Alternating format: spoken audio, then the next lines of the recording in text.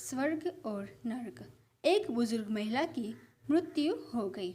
यमराज उसे लेने आए। महिला ने यमराज से पूछा, आप मुझे स्वर्ग ले जाएंगे या नर्क? यमराज बोले, दोनों में से कहीं नहीं। तुमने इस जन्म में बहुत ही अच्छे कर्म किए हैं, इसलिए मैं तुम्हें सीधे प्रभु के धाम ले जा रहा हूँ।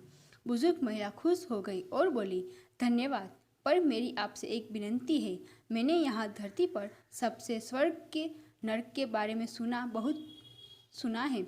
मैं एक बार इन दोनों जगहों को देखना चाहती हूँ। यमराज बोले, तुम्हारे कर्म अच्छे हैं, इसलिए मैं तुम्हारी यह इच्छा पूरी करता हूँ। चलो, हम स्वर्ग और नर्क के रास्ते से होते हुए प्रभु के धाम चले गए। दोनों चल पड़े। सबसे पहले नर्क आया। नर्क में बुजुर्ग महिला ने जोर जोर से लोगों को रोने की आवाज़ सुनी। नर्क में सभी लोग दुबले पतले और बीमार दिखाई दे रहे थे। महिला ने एक आदमी से पूछा, यहाँ आप सब लोगों की ऐसी हालत क्यों है? आदमी बोला, तो और कैसी हालत होगी? मरने के बाद जब से यहाँ आए हैं हमने एक दिन भी खाना नहीं खाया। भूख से हमारी आत्माएं तड़प रही है। बुजुर्ग महिला की नज़र एक विशाल पतीले पर पड़ी, जो कि लोगों के कद से करीब 300 फुट ऊंचा होगा। उस पतीले के ऊपर एक विशाल चम्मच लटका हुआ था। उस पतीले में से बहुत ही शानदार खुशबू आ रही थी। बुजुर्ग महिला ने उस आदमी से पूछा, इस पतीले में क्या है? आदमी मायूस होकर बोला, ये पतीला बहुत ही स्वादिष्ट खीर से हर समय भरा रहता है।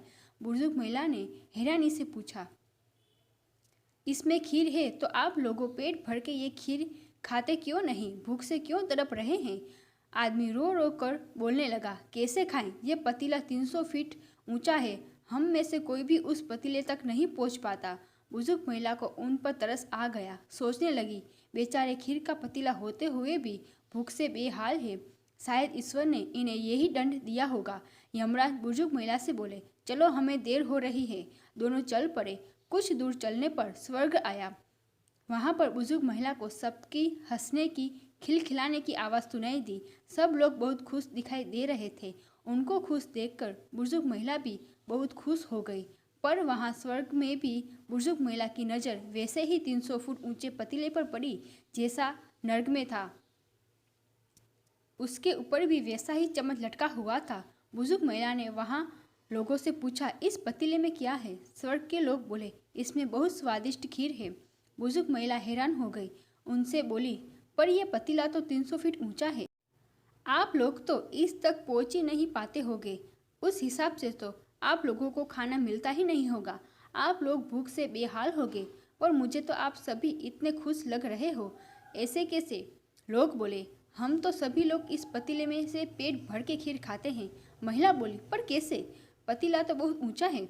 लोग बोले, तो क्या हो गया? पतीला ऊंचा है तो यहाँ पर कितने सारे पेड़ हैं। ईश्वर ने ये पेड़ पौधे, नदी, झरने हम मनुष्य के उपयोग के लिए तो बनाया है। हमने इन पेड़ों की लकड़ी ली, उसको काटा, फिर लकड़ियों के टुकड़ों को जोड़ के विशाल सीढ़ी का निर्माण किया। उस लकड़ी की सीढ़ी के सहारे हम पतीला तक पहुँचते हैं और सब मिलकर खीर का आनंद लेते हैं।